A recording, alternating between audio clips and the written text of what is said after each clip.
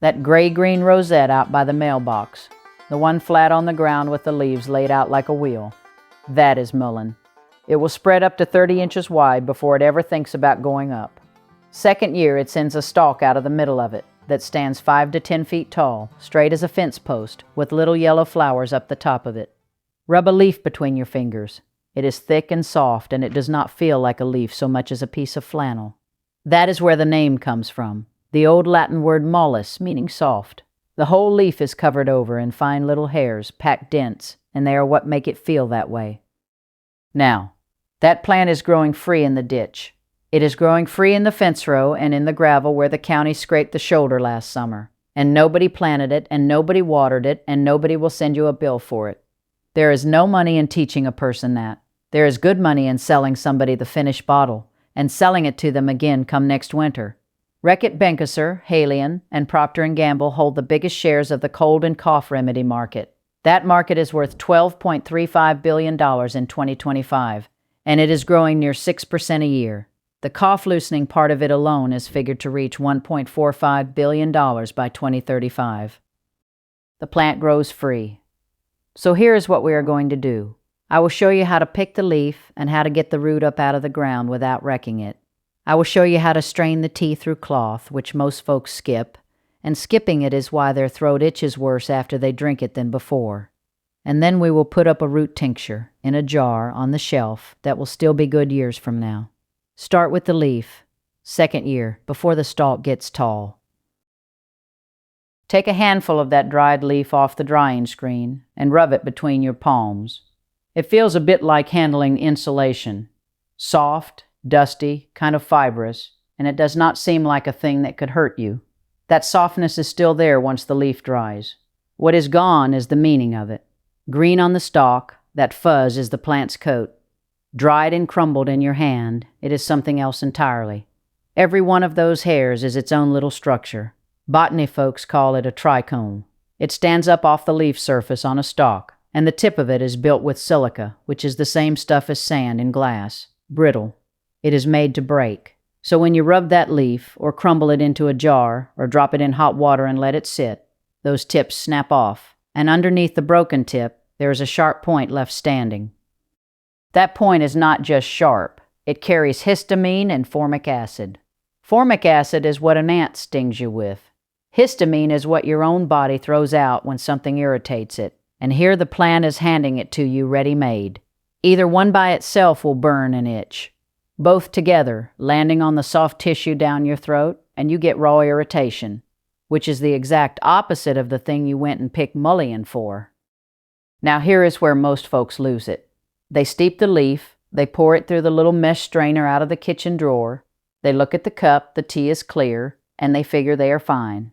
They are not fine. The gaps in that mesh are wide enough that the trichomes go straight through.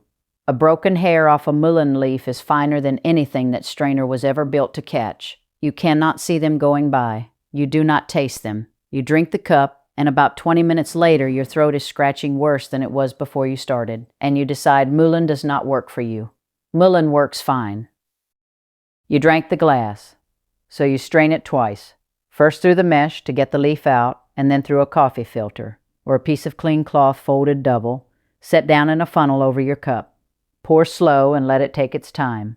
That second pass is the whole business. 1 to 2 teaspoons of dried leaf per 8 ounces of water, 10 to 15 minutes steeping, and then through cloth. That is it. A coffee filter and a second pass. That is the fix, and it costs you nothing, and there is not $1 in the world to be made telling anybody about it. There is money in the other end of it. Somebody tries mullein twice, gets a raw throat both times, gives up on the whole idea, and goes back to the shelf at the store. That is a $12 billion a year business, and it is built on folks quitting. The order matters, and I want you to get it right the first time. Mesh first, cloth second, not the other way around. Why? Because a coffee filter asked to take the whole potful all at once will clog on you in about 10 seconds. All that soaked leaf, all that soft wet fluff, packs down against the paper and sits there, and you stand at the sink watching a pot of tea drip 1 drop at a time until it goes cold. So the mesh takes the bulk, the big leaf pieces, the stem bits, the wrung out lump of it. That is a straining job any kitchen sieve can do. Then what comes through is near enough clear, and the filter has nothing left to fight, and it does its own work fast. And its own work is a different job entirely. A mesh strainer catches by size of the hole. A cloth catches by the weave. The threads cross over and under each other and cross again, and there is no straight path through. A little snapped-off hair tip that would sail right through a mesh opening runs into thread, and thread and thread. That is the whole difference between the two, and it is why one comes before the other and neither one substitutes. Now here is the thing I keep coming back to. Every set of instructions I have ever seen written down for Mullein tea, from the old handwritten receipts to what the herb women passed along, carries both passes. Not one of them stops at the strainer. Not one. Folks who wrote nothing else down about a plant wrote down the cloth. They knew what happened to a throat without it, and they were not going to let the next person find out the hard way. There was a project started in 1966 over in Robin County, Georgia, called Foxfire. High school students with tape recorders going up hollows and sitting down with old people and asking them how they did things. They got a good bit of it from the granny women, the midwives and the herb doctors, the healers who were the only medicines some of these mountain settlements had. Those women worked from about 1860 on up to 1980, and what they knew, they carried in their heads and in their hands. The double strain is in there. It sat in those records the whole time, plain as a grocery list, while a couple of generations grew up thinking Mullein tea just scratches, and that is how it is. There is no money in telling somebody a coffee filter finishes the job. A filter costs less than a penny. You cannot build anything on that. There is good money in selling somebody the finished bottle, and then selling them another one next winter and the winter after. Reckitt Benckiser, Halion, Procter & Gamble, those three hold the dominant cut of that market between them. That is not a secret, and it is not a scandal. It is just how it is arranged. And the old way sits right there the whole time. Free in the ditch, free in the fence-a-row, and 2 passes at the sink. Most folks keep paying the other price because nobody ever handed them the second pass. So that is the leaf, and that is the cloth. Now let us go get the root. You dig the root in that first year. The plant is still lying flat on the ground, spread out wide, no stalk anywhere in sight. That is the one you want. The whole year the plant has been sending everything down. The taproot is thickening up all season, storing what it will need to shove that stalk up in the spring. Once the stalk comes, it is over.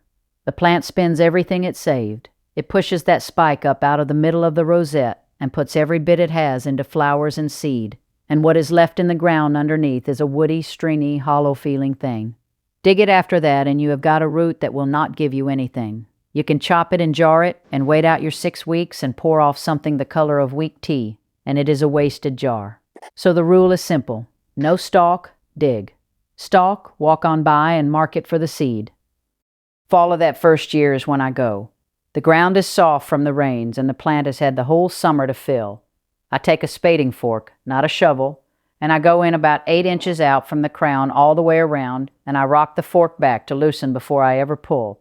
That taproot goes straight down, and it will snap off clean if you get in a hurry, and the piece that snaps off is the piece you were after. My grandmother dug hers with an old worn-down fork with one bent tine, and she went around the plant 3 times before she lifted it. Wash it at the spigot. Scrub the dirt out of the crown where the leaf bases fold over, because dirt hides in there. Then chop it while it is still fresh. Fresh is easier. Let a mullein root dry hard and you will need a hatchet. I cut it in pieces about the size of the end of my thumb, crossways through the root so you open up the inside. Now the jar. 1 part chopped root to 2 parts alcohol. That means you fill the jar 1/3 of the way up with root, and you pour alcohol over it until the root is well under. Nothing sticking up above the line. Anything that sits up out of the alcohol will mold, and mold ruins the whole jar, not just the top of it. Which alcohol? 80 to 100 proof. Plain vodka does fine. Below 80 proof, there is too much water in the bottle, and water is what spoils. The alcohol is doing 2 jobs at once. It is pulling out of the root, and it is keeping the whole thing from going off. Weaken it, and it cannot do the second job, and you will open that jar in a year and pour it in the yard. Lid it tight. Set it out of the sun, in a cabinet or on a shelf in the back room. Then shake it once a day, 4 to 6 weeks. Take the 6. I know 4 is what most folks quote, and 4 will give you something. But 6 pulls noticeably more out of that root than 4 does, and that last 2 weeks is where the color deepens and the thing finishes. It is not the front end doing the work. It is the tail end. The shaking matters because the alcohol right up against the root gets loaded first, and then it sits there loaded. Turning the jar moves it along and puts fresh alcohol against the chips again. One good roll of the wrist as you go by the cabinet. That is all. The cough-loosening end of that remedy market is figured to reach $1 in 4,500 billion by 2035. The root is free in the ground, and a finished tincture in a sealed jar will keep for years. 3 companies hold most of that shelf: Reckitt Benckiser, Halion, and Procter & Gamble. You will not see those names on the front of the box. You will see the brand names you grew up with, the ones with the little sunburst on the label, and behind the sunburst is one of those 3. The whole cold and cough business in this country came to $12 and 3,500 billion in 2025, and it goes up near 6% every year. 5 and 94 hundredths if you want it exact. That is not sick people multiplying. That is the same folks coming back every winter. And here is the thing to sit with. Nobody anywhere makes a dime telling you the plant is standing free on the road bank by the mailbox. There is no salesman for a coffee filter. There is no advertisement for a spading fork you already own and a quart jar you washed out from pickles. A thing that costs nothing has no one to speak for it. But a bottle speaks for itself, and it speaks again next January, and the January after that. That is the whole shape of it. You buy it, you use it up, the winter comes back around, and you buy it again. The selling is built into the using. Now, I am not going to stand here and say a store bottle never helped anybody. That is not the point I'm making. The point is that you were never given the other door. Nobody sat you down at a table and showed you the flat gray rosette in the ditch and told you what it is for. That knowledge did not disappear on its own. It got crowded out by something with a marketing budget, 6% a year, plainly. That is the number for how well the crowding out is working. So go look at your ditches this fall. Look for the flat one, the one with no stalk coming out of the middle, and mark where it is. Then go back with the fork. My grandmother's fork is out in my shed right now with 2 of the tines bent sideways from years of rocking it against packed clay. I do not straighten them. They bend that way because that is the direction she pushed. Every time I set that fork in the ground, 8 inches out from a crown, my hands land in the same worn place as hers did, and the wood is dark there and nowhere else. Tell me in the comments below, what have you got growing near you right now that you could dig, strain, and put by for winter instead of buying off the shelf? And if your people had an old way for putting up roots or leaf tea that I did not cover here, write that down too, because those little ways disappear when nobody does. I read every single one, and what you share may be the very thing that helps the next person standing at their own ditch bank with a jar in hand. Dig, strain, jar, and remember that what you put up once can keep serving you for years. That is how the old folks did it. That is how it is still done in any home that remembers.